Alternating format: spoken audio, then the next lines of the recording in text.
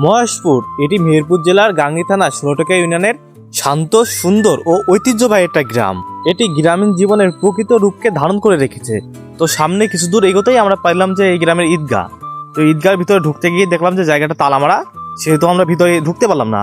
তো তার অপোজিট সাইডে দেখলাম যে আমরা কবরস্থান গ্রামের।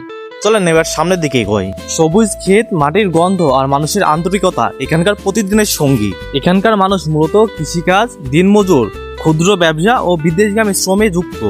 এই গ্রামের মানুষ অনেক পরিশ্রমী ও অতিথি পরায়ণ। যে কোনো অতিথি এলে তারা হাসি মুখে বরণ করে নেয়। মহেশপুর গ্রামে একটি প্রাথমিক বিদ্যালয় আর কয়েকটি মসজিদ মাদ্রাসা রয়েছে। এখানকার ছেলেমেয়েরা নিয়মিত পড়াশোনা করে আর যুবকেরা নিয়মিত ফুটবল, ক্রিকেট ও সামাজিক কাজে অংশগ্রহণ করে। গ্রামের মুসলমান সংখ্যাগরিষ্ঠ হলেও এখানকার মানুষ পরস্পরের ওপর সম্মান প্রদর্শন করে। মহেশপুর শুধু একটা গ্রাম নয়, এটি মানুষের ভালোবাসা, পরিশ্রম আর তাদের একটি স্বপ্ন। তো গ্রামের ভিতরে আমরা যা বুঝলাম, এই গ্রামের দুটা মসজিদ আছে আর গ্রামটা এরিয়াও অনেকটা বড়। আর এখানকার মানুষের সাথে কথা বলে বুঝলাম এখানকার মানুষের কথা, আচার আচরণ ও মানুষের সাথে ব্যবহার অত্যন্ত ভালো। তার সাথে এখানকার রাস্তাটাও লক্ষ্য করলাম যে রাস্তাটা জায়গায় জায়গায় ভাঙা আছে আর রাস্তাটা অনেক চাপা, অনেক ছোট। আরও এখানকার মানুষের সাথে কথা বলে বুঝতে পারলাম এখানকার মানুষের শিক্ষার প্রতি আগ্রহ কমেই বাড়ছে আর নতুন প্রজন্ম কম্পিউটার ও ইংরেজি শেখার চেষ্টা করছে। যেহেতু আমি এই গ্রামে তত একটা আসি না বা দেখি নাই তত একটা সব কিছু ঘুরে, আমার একটা ভাই বলছিল যে তাদের গ্রামে একটা ভিডিও করতে, ওই জন্য মূলত ভিডিওটা করা। তাছাড়াও হয়তো অনেকে দেশের বাইরে আছেন যারা নিজেদের গ্রামটা অনেকদিন যাবৎ দেখেননি, তো তাদের জন্য মূলত ভিডিওটা করা। তো যারা যারা ভিডিও দেখতে চান বা যাদের গ্রামের ভিডিও দেখতে চান অবশ্যই আমার কমেন্টে জানাবেন। আমি ইনশাল্লাহ চেষ্টা করব আপনাদের নতুন নতুন ভিডিও তুলে ধরা আপনাদের সামনে। তো আমি এর আগে বলেছিলাম যে এই গ্রামে একটা প্রাথমিক বিদ্যালয় আছে, চলেন এবার সেখানে যাই। তো আমরা কিছুক্ষণ পরে পৌঁছে গেলাম সেই প্রাথমিক বিদ্যালয়ে। তো গিয়ে যেহেতু আজকে শনিবার ছিল সেহেতু স্কুলটা বন্ধ ছিল।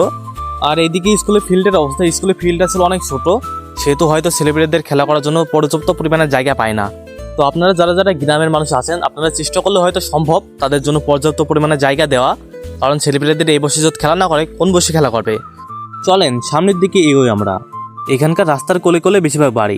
আর এখানকার মানুষের কথা বলে জানতে চাইলাম যে এখানকার এরিয়াটা বা এখানকার জনসংখ্যা আর ভোটার কতজন, বাট নির্দিষ্ট করে কেউই বলতে পারলো না, সেহেতু আমি জানাতে পারলাম না এখানকার কতজন ভোটার বা কতজন জনসংখ্যা আছে। কিন্তু এখানকার মানুষের সাথে কথা বলে বুঝতে পারলাম এখানকার মানুষের ব্যবহার, আচার আচরণ ও মানুষের সাথে আত্মীয়পরতা অনেকটাই ভালো। আর রাস্তার কোলে বাড়িঘর হয়, দেখতেও অনেক সুন্দর লাগছিল। চারদিকে প্রকৃতি সমারোহ, জায়গাটা পুরোটাই সবুজ ছিল।